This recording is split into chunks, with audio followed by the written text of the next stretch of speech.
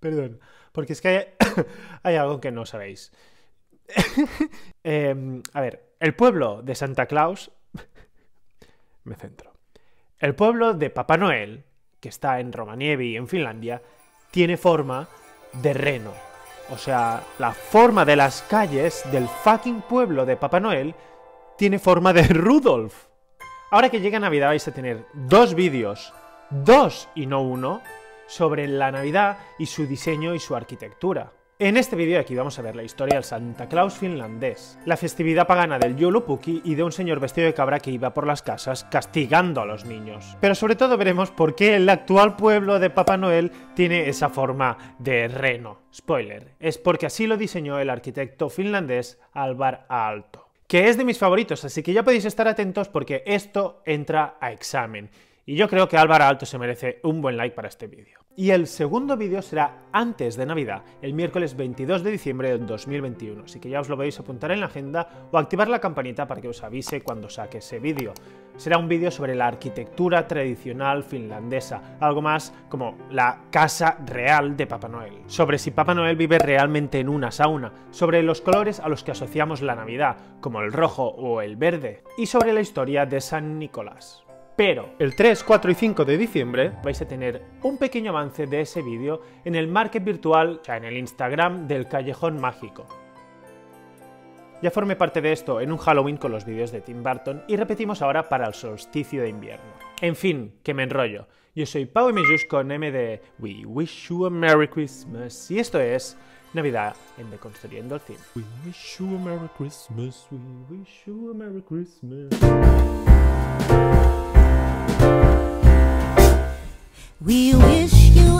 Joulupukki es lo que para simplificar podríamos llamar el Papá Noel finlandés. Y es que hoy en día sus dos historias se han entrelazado en una sola. En el siguiente vídeo ya os contaré la historia de San Nicolás. Pero aquí vamos a ver que la historia de Joulupukki es algo más oscura y tenebrosa. A ver, perdonadme finlandeses por la pronunciación. Pero el Joulupukki significa el macho cabrío del Yule. Y el Yule es la festividad pagana, de antes de que los cristianos la reconvirtieran, en que celebraban el solsticio de invierno, y algo que ver tiene también con la fertilidad. ¿Cómo leches ha acabado esto siendo Papá Noel? ¿Cómo? Pues mira, no lo sé, porque esto viene de unos espíritus que se vestían de cabra, que iban por las casas a pedir los restos de comida del Yule y a robar o exigir regalos. ¡Los regalos de los niños! ¡Give it to me! Bueno, en finés, porque... Por eso por aquí no, pero en el norte hay figuritas de cabra durante la Navidad. De alguna forma esto acaba convirtiéndose en Joulupukki, que iba en un trineo de renos y que iba puerta por puerta, No como Santa Claus, que va ahí escondido por la chimenea. Pues el Joulupukki iba puerta por puerta diciendo... ¡Ho, ho, ho! ¡Onko täällä! Kilteja lapsia! Y pues da regalos a los niños. Él vive en Korvantuturi, una montaña que dicen que tiene forma de oreja, pero que yo la verdad que no lo sé ver. Y que desde ahí oye los deseos de los niños y las niñas. Pero para nosotros, el personaje de hoy no es el que vive en Korvantuturi, sino es el Santa Claus más actual que vive en el pueblo de Rovaniemi, la ciudad con forma de reno. ¿Y por qué lo hicieron así? La respuesta está en un punto medio entre por las risas y el final del vídeo. Porque antes os voy a explicar quién lo hizo, para que vosotros ya podáis ir anticipando la respuesta. Dejadme que os presente a Alvar Aalto. Alvar Aalto es de esos arquitectos que no solo gustan a arquitectos, es de los que crean un hogar, un espacio en el que sentirse bien. A Aalto es todo eso lo que llamamos nórdico, pero sin que sea un gag, o sea, en el mejor de los sentidos. Para empezar, él estudió en Helsinki, donde había aprendido que se tenía que construir en un estilo llamado nacionalismo romántico, que es esto de aquí, y es una especie de modernismo. Como resumen, ya sabéis que el Art Nouveau en cada país tiene su puñetero nombre, y si no os sabíais, en el canal hay unos cuantos vídeos sobre el modernismo, ese estilo de arquitectura que construían, por ejemplo, Antoni Gaudí. Bien, pues cuando Aalto estaba estudiando, lo que se llevaba en Finlandia era Saarinen. Hago un paréntesis aquí. Tal vez os suena Saarinen, pero suena su hijo Eero Saarinen, que hacía estas cosas de aquí. Él y el Saarinen, que hacía esto, es al cual Aalto estudiaba. Pero ese es otro tema. Cierro paréntesis. Lo que pasa es que a Aalto no le acababa de convencer el rollo de Saarinen, le iba más Asplund, un sueco que hacía neoclasicismo. A ver, si os preguntan esto en un examen, no pongáis un sueco que hacía neoclasicismo, porque os van a poner un suspendido más grande que una capilla, como esta. Pero bueno, un sueco que hacía neoclasicismo. Pero no nos confundamos, el neoclasicismo sueco de Asplund no es un neoclasicismo del de siempre, es uno más refinado, más nórdico, más sutil. Es un neoclasicismo precioso, la verdad, ¿para qué engañarnos? Aalto se sentía también muy moderno, como Le Corbusier, Mies y compañía, pero no podía ocultar lo que por dentro le gustaba a Asplund, así que lo que hizo fue reconciliar esos dos lados, la tradición y la modernidad, unir el detalle bonito y poético de Asplund y la funcionalidad moderna de Le Corbusier. Fijaos que muchos grandes maestros arquitectos lo han intentado, bueno, lo han conseguido. Barragán reconciliaba lo moderno con lo tradicional en México, Coderch lo hacía en España, Siza en Portugal, Zumthor lo hace en Suiza, Scarpa en Italia, Sverfen en Noruega, Balkrishna Doshi en la India y Alvar Aalto lo hacía en Finlandia. Sobre todo en sus primeras obras se ve esa gran influencia de Asplund. A ver, no lo escondas, Aalto, que te gusta más una columna clásica que a Willy Rex un NFT. A ver, no os la juguéis. Pero bueno, Alvar, a ti te digo que no pasa nada. Aún así, él rápidamente se fue alejando de lo clásico, como en el edificio del periódico Turun Sanomat, muy Le Corbusieriano y donde anticipa unos cuantos años antes los pilares que Wright hará más tarde.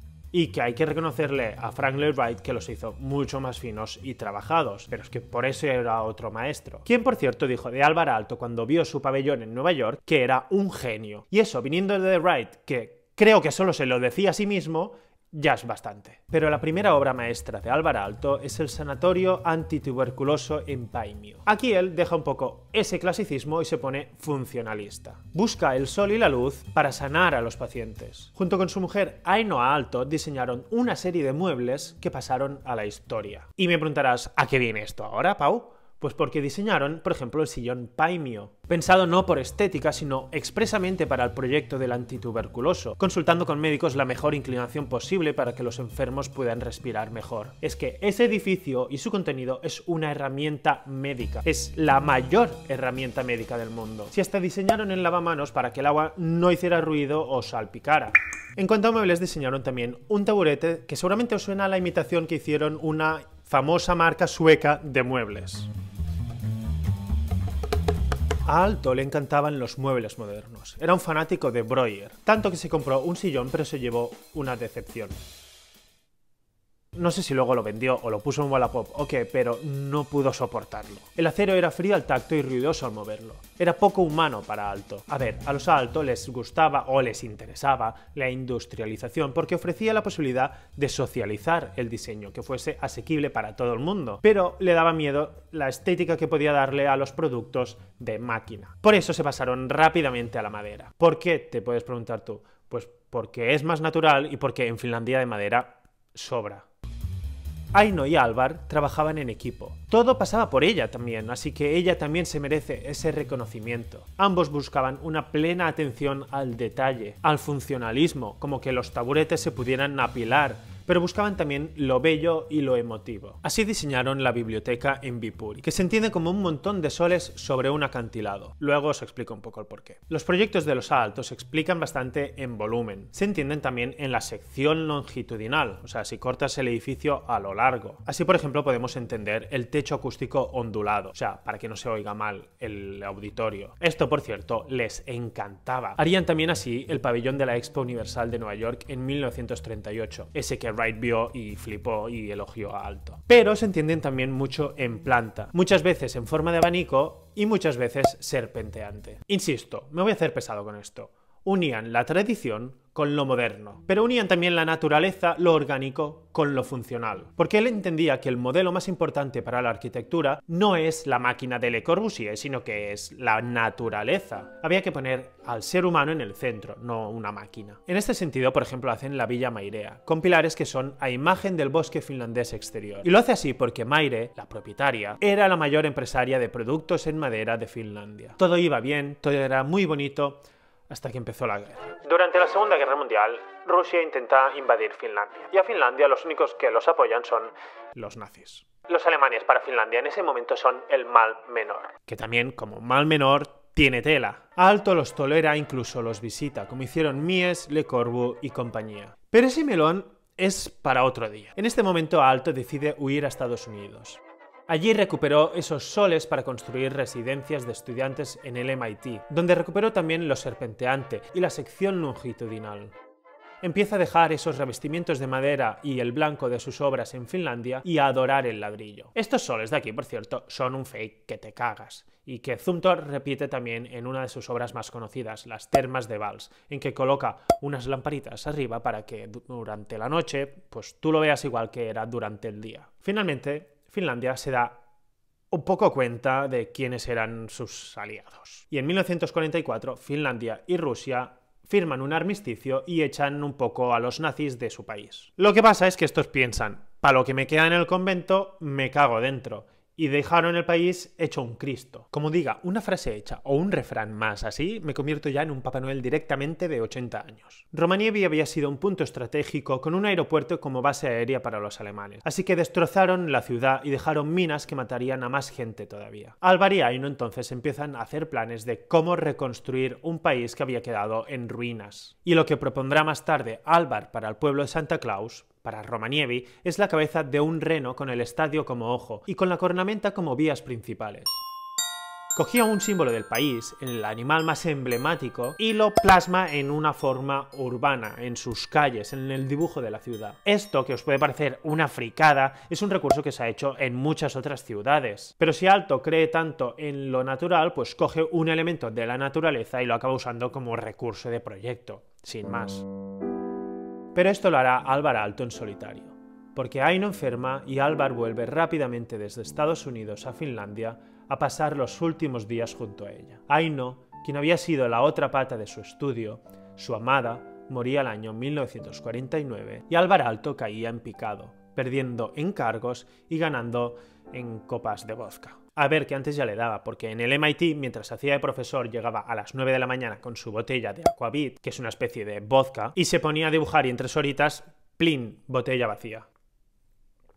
A ver, evidentemente esto no es Aquavit. En muchas ocasiones, Alvar proyectaba deshaciéndose de lo racional, ya sea con el Aquavit o dibujando como haría un niño pequeño. Y así, con un esquema naif, dibujando un poco sin pensar, es como sacó aquello de los soles y el acantilado. Tras ese periodo, Aalto conoce y trabaja con Elsa Kaisa, con quien acaba casándose y quien seguirá con el despacho cuando Alvar muera en 1976. Hasta entonces volverán a tener grandes proyectos como el Ayuntamiento de Seinäjoki, una de sus mejores obras. Un pequeño ayuntamiento pero súper monumental, con una estructura escultóricamente medieval. ¿Cuántas rimas hoy, no? El ladrillo ya es totalmente protagonista, pero más lo será en la casa de verano que le regala a Elisa como regalo de bodas. La fabulosa, espléndida, magnífica, adorable, increíble casa experimental de Muratsalo. Es un terreno que Alvar conoce mientras construye el ayuntamiento de Seinäjoki, que quedaba cerquita, y allí construyen una casa cerrada sobre sí misma con un patio y un fuego en medio, como si fuera una acampada en el bosque. O como si fuera, de hecho, una casa griega o una casa romana. Y ya que hablamos de lo clásico, a la casa se llega de una forma clásica, como se llega a un templo griego, o sea, por un caminito y de escorzo. Clasicismo y naturaleza. Alvar y Elisa jugarán con las fachadas, las texturas, los materiales y los colores. La casa será un campo de pruebas que no podrían haber hecho con un encargo típico. Probar cuánto tiempo aguanta un material, o cuánto resiste una planta. Probar, probar y probar, y experimentar y jugar. Todo para entender la naturaleza del material con el que trabajan o trabajamos los arquitectos. Y buscaron muchas referencias en la naturaleza, en lo clásico, en la arquitectura tradicional finlandesa. Por eso el uso en bruto de troncos como si fuesen pilares. Pero eso os lo explicaré mejor en el vídeo de la Navidad y de la arquitectura tradicional finlandesa. Después de todo esto, creo que podéis entender por qué Rovaniemi tiene forma de reno. Realmente él realzó la topografía, o sea, el terreno existente en ese momento, y supongo que le pareció la cabeza de un reno. O igual era en uno de esos dibujos infantiles que hizo y dibujó la cabeza de un reno de una forma muy esquemática y pensó que le podía servir como proyecto. O tal vez con la conversación con un amigo. El caso es que lo usó como un recurso más, buscando sus referencias naturales. Pero yo me doy por más que satisfecho si os he generado un poquito de curiosidad e interés por la obra de Aalto y eso hace que vayáis a buscar más información. Nos vemos por el vídeo de Navidad. No olvidéis suscribiros. ¡Adiós! Si habéis llegado hasta aquí tenéis que saber que me he pasado todo el vídeo diciendo Romanievi y es Rovaniemi. Pero me gusta más mi forma de decirlo. We wish you a Merry Christmas. We wish